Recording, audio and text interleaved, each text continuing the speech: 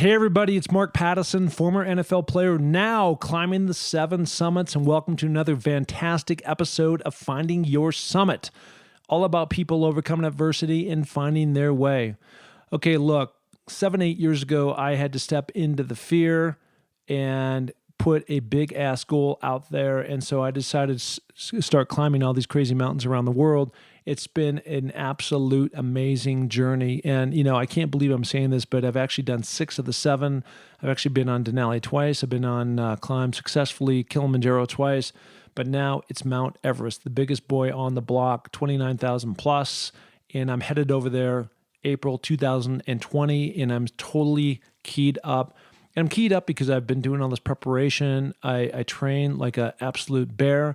And really putting myself in a position of success. I'm going to be climbing with one of the top climbing outfitters in the world. Excited about that. And just the mountain has fascinated me for years, I'm sure like others, but really excited to do so. And so if I can actually pull this thing off, I'd be the first NFL player to do so. And so as we speak today, there's not that many first in the world. So I look forward to tackling that. Okay, so that's one. 2 is I totally appreciate the listen on these different podcasts. I really do. And it's been an amazing journey, as I said, from not just interviewing these people, but being on the other side of the mic and really taking in their incredible stories of doing amazing things. And look, we all need to be inspired. And so if I can help provide and find more people that meet that criteria, all the better. And we all need that motivation, and we all need those words of encouragement that you can make it back relevant to your own situation, and then plow forward in whatever endeavor you are trying to do. Okay, so I appreciate that. And if you want to find out anything that I have going on, you can do so at markpattisonnfl.com. I've got a book out now called Finding Your Summit, go figure. And it is essentially the playbook to what I had learned from my Hall of Fame coaches on how to emerge and do some great things in your life. It doesn't have to be mountain climbing, of course. It can be anything, but it's a plug-in that you take on these different things, these different goals, these different strategies that I've set forth, that they set forth for me. And good things can come from that. Okay. Also on the website, you can find out more about my expedition. Obviously, I'll be going to Mount Everest, and we'll have more information about that coming up. There's an e-learning course, and of course the podcast. And when you go to the podcast, you will find an iTunes tab. And I would be so grateful if you go in and you'd rate and review. Now, it all has to do with visibility, popularity of podcasts, because there's so many podcasts out there today that it's so easy to get lost and like, where's Finding Your Summit? And I really do believe these stories are really amazing and incredible, and can really give a lift to those people who really need it. And even if you don't, we all need to be motivated and inspired by other people to keep going. So if you'd go in and do that, I would be really, really appreciative. Okay? So let's go listen to the pod. It's going to be awesome. Here we go.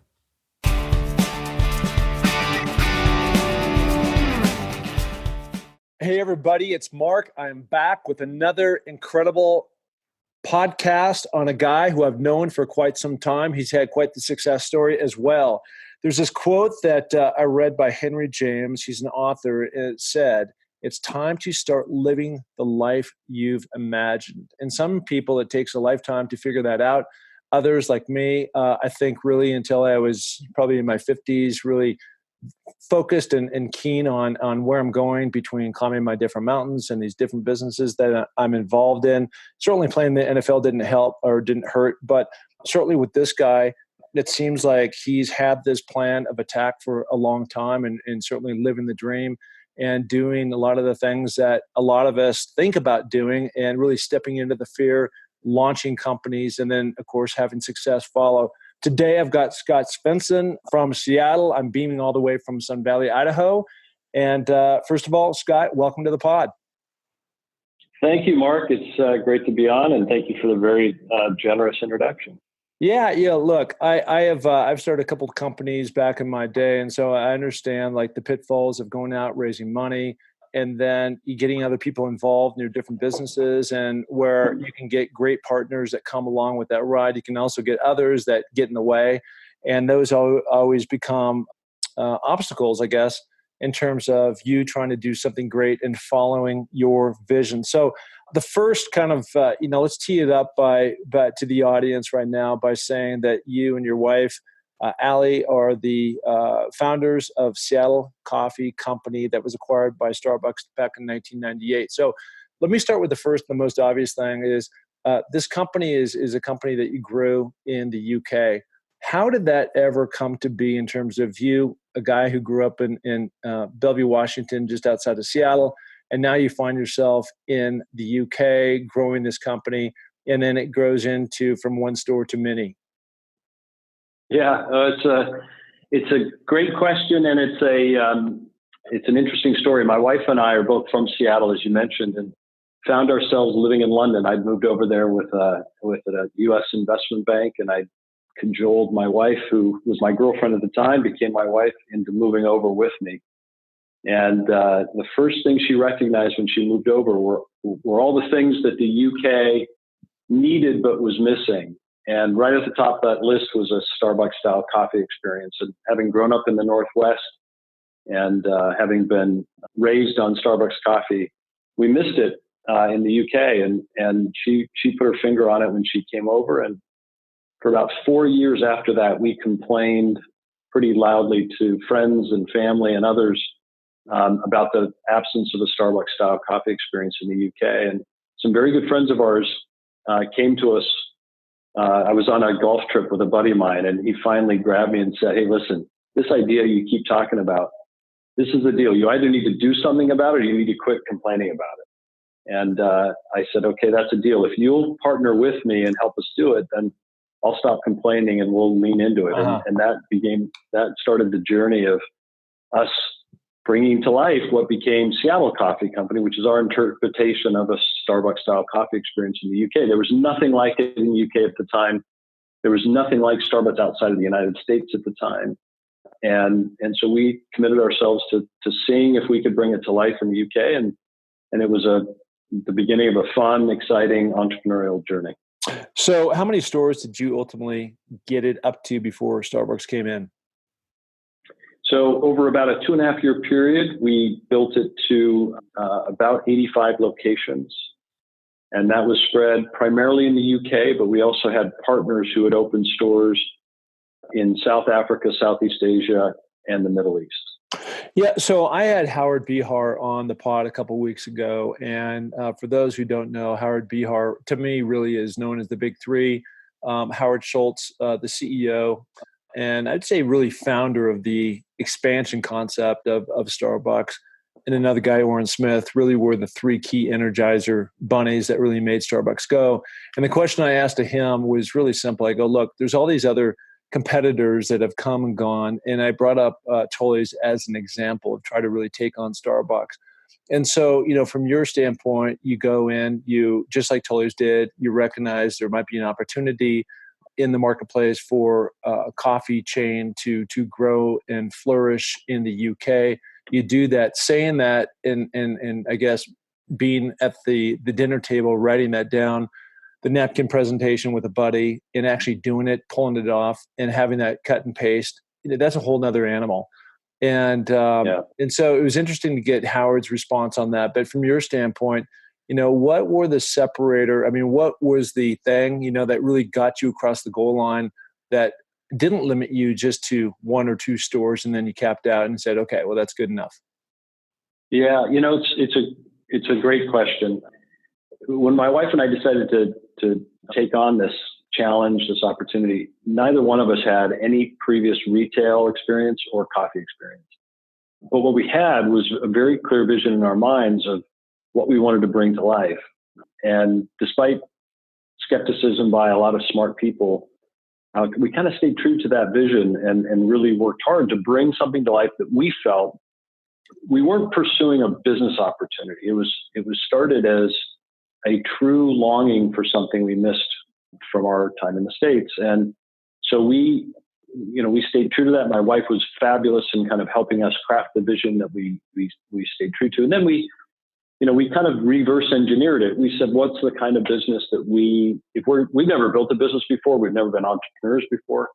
If we're going to do this and do it for the first time, what's the kind of business we want to build, something we would be proud of? So we kind of reverse engineered it. And between having a clear vision of what we wanted to bring to life in terms of the customer proposition, and then thinking about the type of company we wanted to build, how we wanted to treat our people, our reason for being, those two things combined really gave us the clarity of vision and purpose, I think, that led us to having that conviction. And then the thing unfolded so quickly in front of us. I mean, I'll tell you, we've learned so much on our entrepreneurial journey, and this was at the very beginning of it. We made every mistake you can imagine.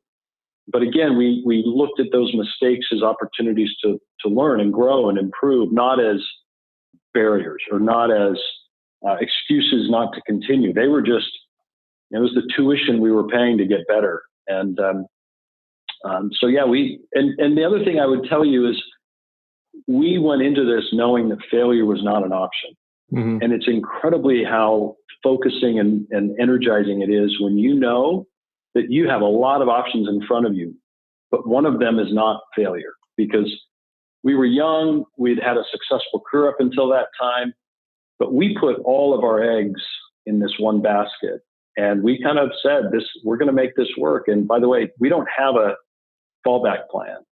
And so when times got tough or when things looked a little iffy, we just put our heads down and said, all right, well, the answer is we're going to make this work. So let's now figure out how we're going to get it done. Well, certainly that falls into the theme of this podcast, Finding Your Summit, all about people overcoming adversity and finding their way. And I think one of those keys too, and there's never just one, but failure is not an option. That certainly was a motto that you guys live by, but also having that supportive spouse, girlfriend then became your spouse, your wife. Yeah. Even though that women, generally speaking, are more, they're innate to nesting and wanting to have that security, than guys maybe are more risk takers. Again, I'm just talking generalities, but when you have somebody in there saying, when a particular day or a store or something doesn't go the way it was supposed to, yet they come back and they're still like all in and not going to bail on it, that goes a long way. Yeah, I'll tell you, the greatest gift I've had in my personal journey is the fact that I found someone. We actually went to high school together. We've been together since she was 15 and I was 16. Wow. And to find that life partner, somebody who, is your kind of proverbial better half, who's a great compliment to the way I look at the world, it's been a total gift. But as you say, as we were building this business, the way she looks at the world, her gifts are different than mine. And so it was just a fabulous opportunity. One, if you're going to pour yourself into building a business, it's so intense and it takes everything. To do it with your partner and to share that experience was fabulous. And like I said, it's probably the number one gift I've had is, one, to travel this journey with her, but two, to work on these businesses. We've done 3 different businesses together now, and to share that experience. There are times when you have to create some boundaries around not obsessing about the business at all hours, and you got to carve out time for yourself and your family. But there's an awareness and an appreciation and acceptance for all the stuff you're going through. So you don't have to get home and explain it. There's just there's an alignment that it's difficult to explain.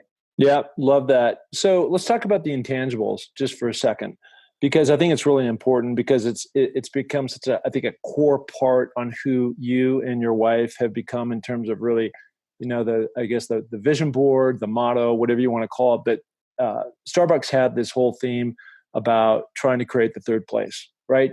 And with you, it's really about trying to create a place where people are there and with a certain focus about giving back. And so in terms of when you now have all these, 85 plus stores around Europe, UK, you're trying to kind of replicate the experience that you guys had back in the States because you missed it. Like, how do you put that into X's and O's in a storefront that's not an identical replica of what Starbucks as we know it today here in the States? Well, yeah. So, as we jumped in to start building the business, we really, once we committed to doing it, we put our own thumbprint on the culture and the style and the way it came to life. And it was inspired by Starbucks, and I love those guys. And, Howard Behar is one of my favorite people of all time. And I was very fortunate that when they ultimately bought our business, he was the one I worked with very closely, and I got to spend a lot of time with them. And again, that was another gift.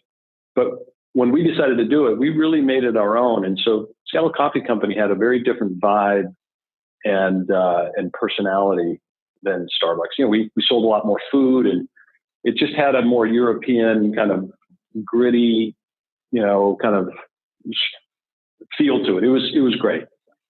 And we carved out a path for ourselves that we thought was relevant given our knowledge of the UK, and it worked.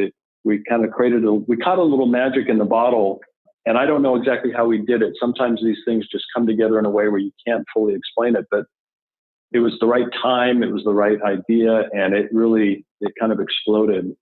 I think we get more credit in hindsight than we were due. This idea of bringing today, if you walk into most cities around the world and you talk about the Starbucks style experience, people can't imagine not having it. Well, we happen to be in one of the biggest cities in the world where we could see that, but it didn't exist. So bringing that concept was not, it wasn't rocket science, and it wasn't some brilliant insight. And in hindsight, people gave us, I think, like I said, more credit than we were due. But it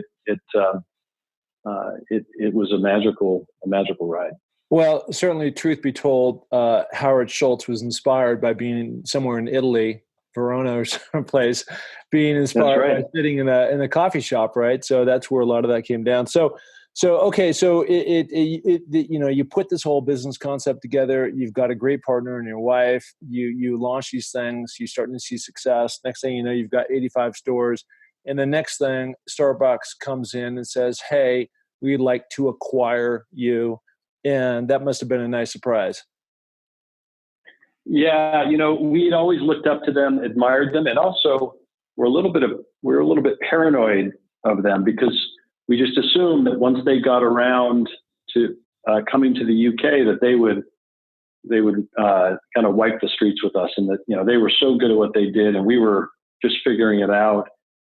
And so we were paranoid about them eventually coming over and kind of taking the market over. But we operated, we grew quickly. We got to the point where when they looked and saw us in the UK, and then they saw us popping up in Singapore and in the Middle East and elsewhere, I think they turned and said, wow, we've got to take note of these guys. And Orrin Smith said it to me most directly. He said, we are setting out to build the world's most loved and enduring brand. And we know that to do that, we need to be able to be successful in two key markets globally. One is in Tokyo, where we are. They had just expanded into Japan several years before, and that was their focus. The other is in London, and that's where you guys are. And so we know that if we're going to fulfill our mission, we need to figure out how to work in the UK, and we're either going to compete with you or we're going to work with you. And there's this theory in multi-unit retail and a first mover advantage. The brand that gets out first and acquires key real estate and builds its brand with the consumer has a lot of advantages. And once those advantages are in place, it's hard to overcome them if you're coming into the market second or third. Yeah. Starbucks knew that. And so we had this great conversation. I mean, we'd always, like I said, they'd inspired us. We always looked up to them. So between meeting Howard Behar, and if you spent time with him, he's just the most inspiring, incredible human. Orrin Smith, who similarly, while sad that he has passed recently, just an incredible gentleman. And then we spent 3 days with Howard Schultz. As you said, H2O, the magic formula that led to the success of Starbucks, Howard, and Orrin. Yep. And at the end of that, we concluded, these are people that we would love to work with. And so we agreed that working together versus working against was the right outcome, and pretty quickly came to an amicable agreement about combining the businesses, and we sold to them, and we became their springboard into launching Starbucks into Europe and the Middle East and now Africa. Hey, this pod is sponsored by Laird Superfood. So many products to choose from your InstaFuel, your coffee, your tea, your smoothies. And I love the superfood creamer and use the hydration powders like the beets, the coconut, the matcha, the turmeric to mix all into my 7 Summit smoothie. And it's so good. Log on to lairdsuperfood.com and get your 20% off when you use the code MARKP20. Okay? So get your Laird Superfood, and I guarantee it will help fuel your journey. Well, that's an incredible story of kind of beginning to end in terms of the cycle, the run that you guys had with Seattle Coffee Company. So I would assume that they essentially, once the acquisition happened, they converted the brand from one to the other, meaning Seattle Coffee Company to Starbucks. Is that how that played? That's right. I stayed with Starbucks for about 2 years. And while I was here, my primary focus was integrating the businesses, coming up with a plan to transition all the Seattle Coffee Company stores to Starbucks, and then putting in place a plan to launch Starbucks into continental Europe. And so today, we had a partner in the Middle East. They converted to Starbucks and have grown incredibly successfully throughout the Middle East and beyond. And we then transitioned the business here. So that was my focus, and it's all become Starbucks with one small caveat, which is we had a small partner in South Africa. We had only 3 or 4 stores trading. I introduced Howard Behar to them. And in typical Howard Behar way, he, in a very empathetic approach, said, listen, I appreciate what you guys are doing in South Africa. It is so far away from Seattle, and anything that we're likely to do for the foreseeable future, why don't we just give you guys the latitude to keep building Seattle Coffee Company as long as you stay inside of South Africa? And so they carried on under a license agreement with Starbucks. And today there are over 200 Seattle Coffee Companies in South Africa. Wow. That's cool. I mean, your legacy continues and goes out into the future. And if you happen to be in South Africa, right, you can go by. Yeah, exactly. And I know you have 4 kids, and you can say, hey, kids, look at my wife and I, we are the founders of this brand, and it's pretty cool to see what it has become. Well, we did exactly that trip about 5 years ago. It was a coincidental thing. We went to speak to an organization in South Africa, turned it into a family trip, and then reconnected with our partners. It was a magical experience. It was like a family reunion, and it was super fun for our kids who had heard the story of Seattle Coffee Company. Our 2 older boys had been born right around the time that we were building it, but they had never seen it. They didn't really know what it was. So to see it, and the brand looks exactly the same today as it did back then, was a really fun experience. And we've been back to South Africa 2 more times since then. It's become one of our favorite places to go as a family. Well, look, let's go back to the first thing I started with, which was the quote by this guy, Henry James. And it's time to start living the life you imagined. And when you start really playing back in slow motion, some of the things, to be able to go abroad, to travel all over, to set up stores, to have your own business, to be your own boss, to set a tone and a pace for the people that work under you, then to be associated with a great brand like Starbucks. And I know all 3 of those guys, as well as yourself. It's just like all good people. As a matter of fact, when I talked to Howard Behar, we slowly went through his 6 Ps. I made him pull them out, and then let's really review on a chalkboard what these things mean. And the first one, I think, part of the 6 Ps is people. And the good things can happen with solid and sound minds, sit around a table and really articulate where they're trying to go, and having those visions align, and great things can follow from that. So now you're president of Starbucks Europe for a couple of years. You're helping with the transition. That all happens. And now there's a point in time, I'm sure you could have continued on in that role, but it's time for you and your wife, and I assume at that time, budding family, to hightail it back to the States and move back to your hometown. So what was that decision, and why did you want to do that? And then we're going to get into this new business that you're into today, Mod Pizza, and talk all about that. Yeah. So, we had ultimately lived in the UK for 11 years and loved it. It was a magical experience. But both my wife and I grew up in Seattle. Our family was here. We had 2 boys at the time, on our way to eventually having 4 of them. And we knew we wanted to raise our family in Seattle. And so when through the transitions with the business, the opportunity came to make that transition back, we did. And I'll tell you, that was a very humbling time because, like I said, we were given more credit than I think we were due for the success of Seattle Coffee Company, but it did give us a lot of opportunities in the UK. We became pretty well known over there. A lot of doors opened for us. And here we were jumping on a plane, flying home, and really turning our back on that. And landing in Seattle, our hometown, where we were really known from our time in high school, and effectively professionally starting over again. And I'll never forget flying on the plane and looking at my wife, Ally, and saying, all right, now we have a chance to prove to ourselves whether or not we were just lucky or if we're any good. And, so our journey since we've been back to Seattle has been largely that, which is, bringing to bear all the things we learned while we were in the UK, which we had a fabulous run there, and applying it to our life back in the States, and then refining it. And like you, I love that quote that you led with, living the life that you always imagined, and trying to be the architect of that life that you could really get inspired by and be proud of. And that's the journey we've been on since. Yeah, I mean, look, I think it's hard. Well, let me go back. I think many times when you are in high school, growing up, in college, you're kind of just living in the moment, having fun. Hey, let's go to the frat party. And I think it takes some discipline to really take a step back and really understand where you want to go in life, right? And part of that is your vision board. I was talking to my daughter who attends the University of Arizona about that last night. It's like, where do you see yourself in 10 years? And once you do that, you can start imagining possibilities.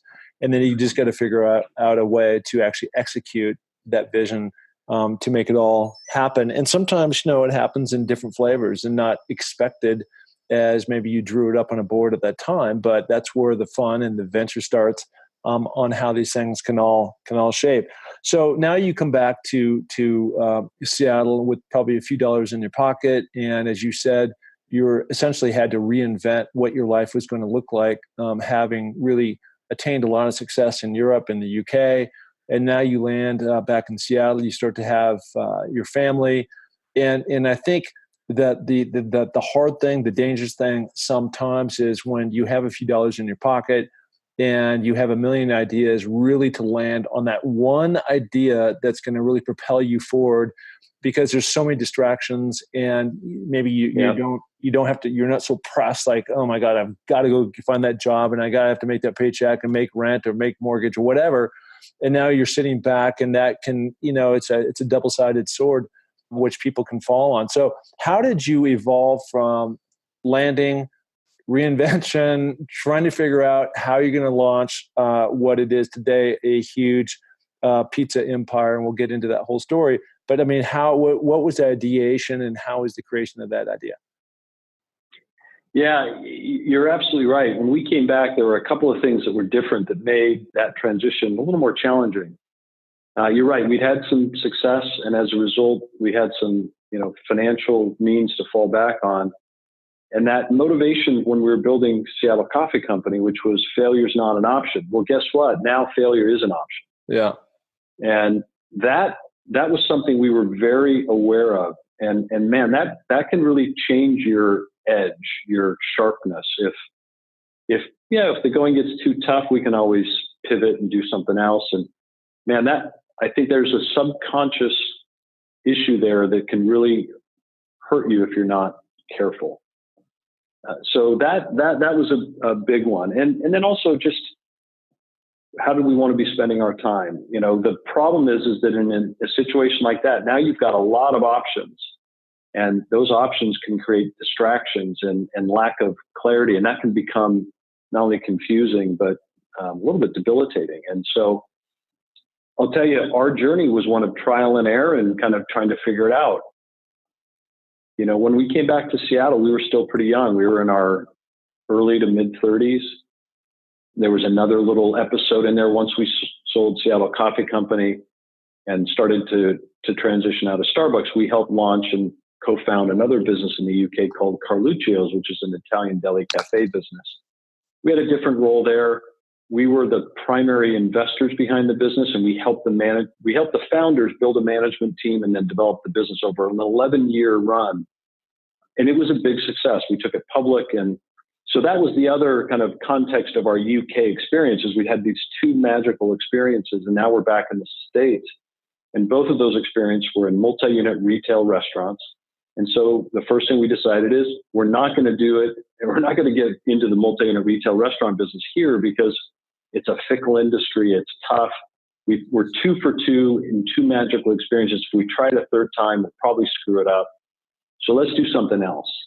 And so that started a process of us investing in and participating in and helping to start and helping to build a number of companies, some of which were successful, some of which were not so successful. And it was kind of this period of time when we were finding ourselves and figuring out, where we could make our impact. And it was somewhat serendipity where someone came to us at a point, and we'd been approached with a lot of ideas in restaurants and retail.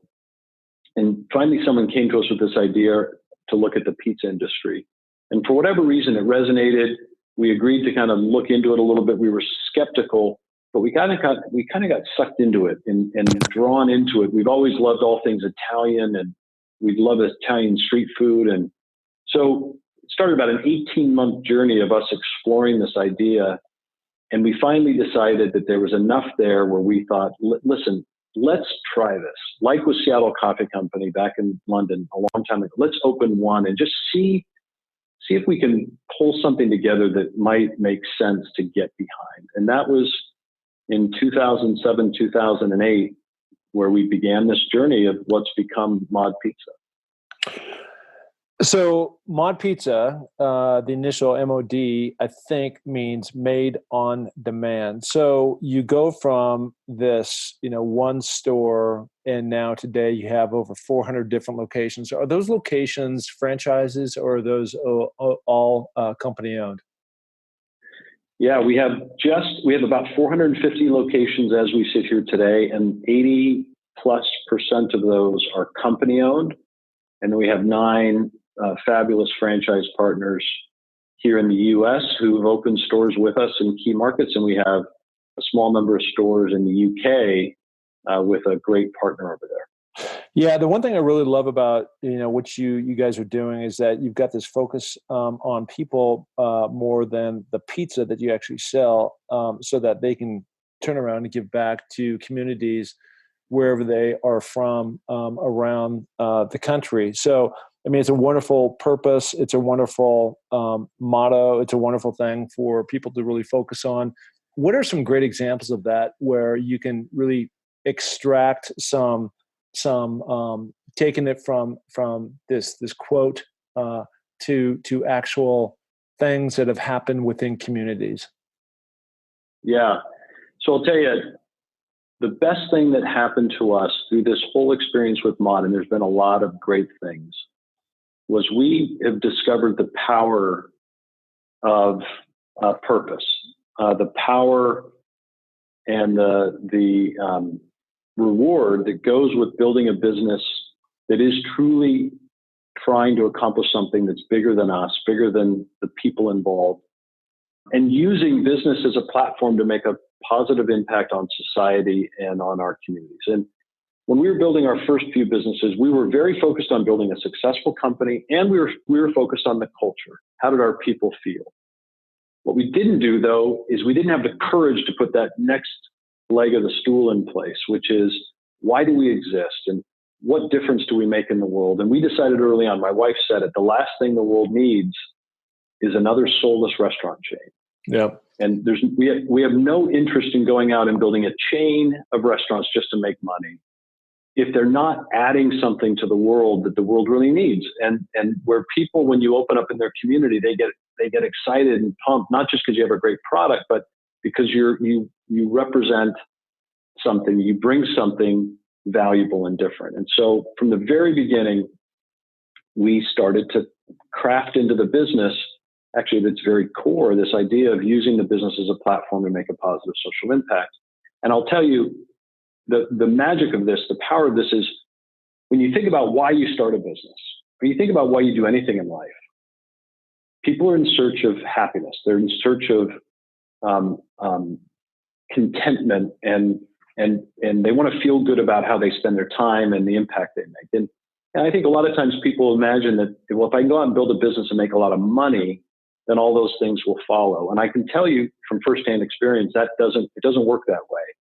And all the research indicates that once you get beyond a certain basic minimum level of financial security, there's no correlation between money or power, prestige, position, and happiness. But where there is a very strong correlation is with relationships, community, impact, random acts of kindness. Those are the things that do fill your bucket and do give you this incredible sense of gratification. And Ally and I were fortunate to realize that at a stage in our life where we were able to pour that idea into Mod and effectively turn this into a very selfish endeavor where we wanted to build a business that made us feel good and that made us happy and that really gave us gratification. And I'll tell you, yes, we built a successful business and we've been the fastest growing restaurant brand in the country for the past 4 years. But it's not the financial side that gives us any long-term sustainable gratification. It's the impact it's having on people's lives. And I'll tell you, it is like a drug. And they say it's impossible to do something nice for somebody else without making yourself feel better in the process. And I'll tell you, it is so true. And the stories that have come out of Mod, of the impact that we've had, and we've used the business as a platform to try to make an impact on people who would otherwise face barriers to employment, or where society has kind of turned their backs on people. Whether or not they've been in jail, they've been homeless, they've had addiction issues, they have neurological or learning disabilities, they've been in foster care, they've been wherever they've come from, there are people who have barriers to employment or barriers to be given the opportunity that they need to become the best version of themselves. And we said, well, hey, we're going to create a pizza place. Can we use this as a platform to make a difference in those people's lives? And very early on, we started that journey, and it's blossomed into this really special thing that, again, give the credit to our team. They took this idea we had and they ran with it, and they've created this culture and this mission that's exceeded our expectations. But that's at the heart of Mod. That's why we exist, and that's why we've grown so quickly, and that's why we work so hard today. Is because we really think this model works, and we want to see it. We want to see how far we can take it. Hey, I'm excited to introduce our new partner of the pod, Cascade Mountain Tech, an outdoor brand from the Pacific Northwest, which is where I'm from, that offers a great selection of trekking poles. They're incredible. Super coolers, camp chairs, LED lighting, and much more. Right now, Cascade Mountain Tech is offering 15% off your first order by using the code FindingYourSummit15. That is, FindingYourSummit15 when you check out at CascadeMountainTech.com. Well, it must be in the playbook somewhere, because just like some of my great coaches, Don James at the University of Washington, Jim Morris Sr., Tom Flores, others, these things just don't, you don't write them down on a piece of paper and then you tack them up on the board and then you walk away. I mean, it's got to be something that's ingrained and taught and retaught and learned until it's just absolutely ingrained into the fabric of what you're trying to do. And so the leadership that you've learned over the years of really, pushing that down so it really grows upward that's the whole key to making this whole thing work, I would imagine. Yeah, that's right. I'll tell you, it's incredible when you bring people in who just need somebody to believe in them. And you believe in them often more than they believe in themselves. And it's incredible how those people will pay you back through their gratitude and their loyalty. What a lot of these people have been able to accomplish and what they've shown us is just amazing. And what they want to do then is they want to go pay it forward. They want to go put their hand out and help the next person up. And it's a pretty special thing. And like you said, I think it becomes, there's a cycle to it. We call it the flywheel. And if you can get it moving, we talk about getting people to gratitude. If you give someone a chance and you you give them an opportunity to improve themselves and take care of themselves and their family, and they get to a point of gratitude, and they will then turn back and then try to help that next person. You start to create this incredible flywheel. And that's kind of at the essence of Mod and where we are. And we've grown rapidly. A lot of people have said, how do you hold the culture together when you're growing so quickly? Because you're hiring so many new people and you're bringing a lot of new people into the business. Isn't the culture going to change? And it's because the people who are here care so much about what we're doing and they feel a personal ownership of it that they defend it. And I think that exists in a lot of great organizations or cultures, places like Nordstrom's and Starbucks, and you can go through the list where people inside of the business defend it because it matters to them. And what the business stands for and what they're trying to accomplish matters. And yeah, it's something that we've learned along the way. We didn't know a lot of these things when we started, but you discover them and then you hold on to them and they become an important or an integral part of who you are and what you're about. I love that. There's a guy, a former Raider that I played with, Raider great, played 14 years in the NFL, all pro, all world out of UCLA. And when I talked to him about a year ago, I said, Jerry Robinson, how you doing? And the first thing he said is, every single day I wake up with an attitude of gratitude. And I think, awesome. Yeah, it is awesome. And just by him saying those words, it put a smile on my face. And I was just like, everybody should wake up with an attitude of gratitude. And if you can start your day there, it's just all downhill. I mean, good things are going to come because you see the world through a different kind of lens. So I think there's something here that more people should talk about. Everybody thinks that if you're successful, then you'll be happy. And the reality is that the inverse of that. And if you unpack that, it all comes back to gratitude. And here's how that works, right? People that are more positive and optimistic are generally happier, and happier people are more successful. And if you get back to the root of optimism and positivity, it's gratitude. If you go out into the world every day and you start by saying, man, I have so much to be grateful for. Isn't this just awesome? The air is clean. The sun is shining. I live in a free country. I've got this great family and you just focus on all that stuff. All of a sudden you are so positive and optimistic, you can hardly stand it. Now you're feeling good. You go into that next meeting or interaction. That's going to lead you to success. It's not the other way around. And man, if you can start by practicing gratitude, I know it's easy to say, but man, if you can, it unlocks so much. It's the most powerful emotion, I think, out there, because it's just a gateway to so many good things. Well, if you don't have that, like in your DNA, right, when you're growing up, it's the one thing that you can control. You can't control your height, your weight, what you look like, your IQ, things like that, but you can control your attitude. But I also think the other side of that too is if you're somewhere in the middle or on the other side of that fence, then you can certainly throw another word in there called perspective. And having been in some fairly impoverished areas in Africa, in the US, and when you take a step back and go, wait a minute, maybe my situation isn't quite as bad as what that person's situation.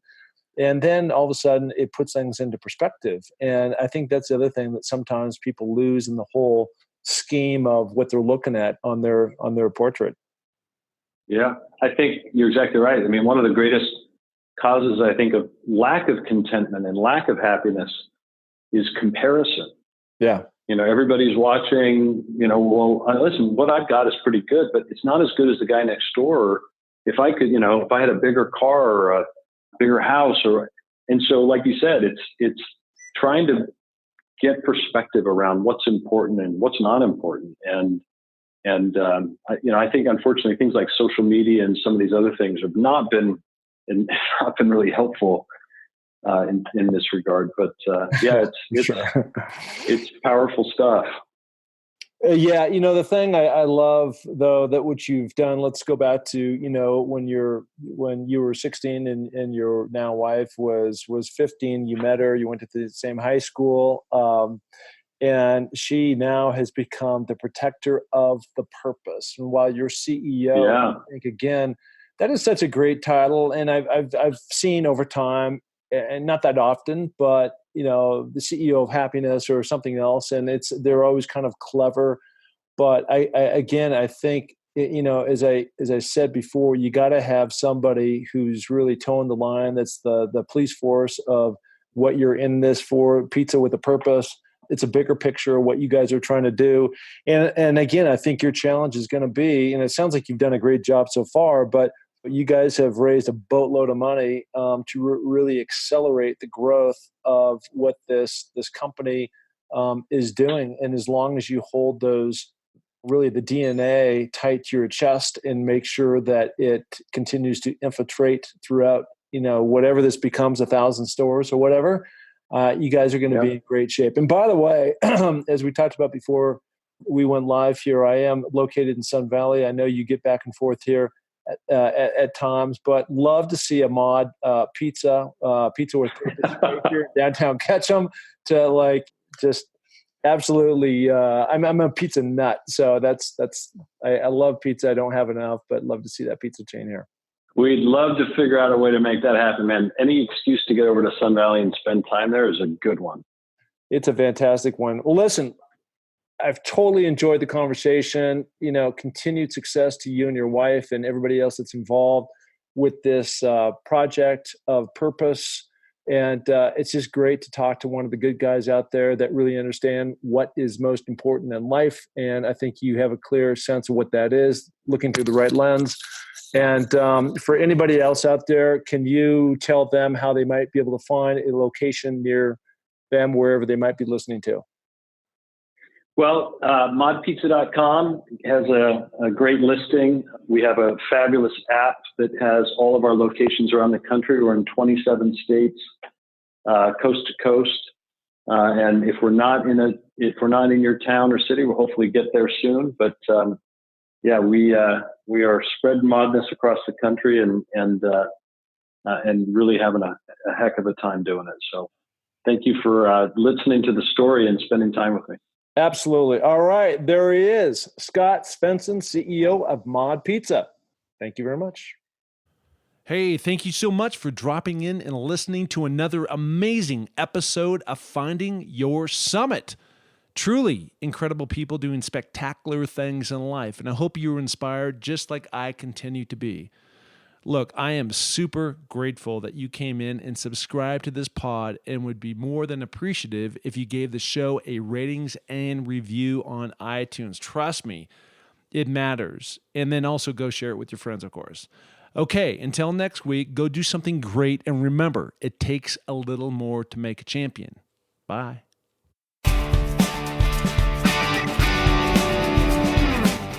Hey, and thank you so much for listening to the Find Your Summit podcast. We are so glad to have you along for this journey. And if you enjoy the show, please tell a friend, share it on iTunes, spread it to the planet. We're looking to broadcast this to every person that is out there because, as you know, everybody has their own summit that they're going after. Okay, if you're looking to follow my journey, you can find that through my social links on markpattisonnfl.com. That's Mark, M-A-R-K, Pattison, P-A-T-T-I-S-O-N, NFL.com. So, until the next podcast, just remember, clear eyes, full hearts, and remember, it takes a little more to make a champion, so make it happen. Thank you. Bye.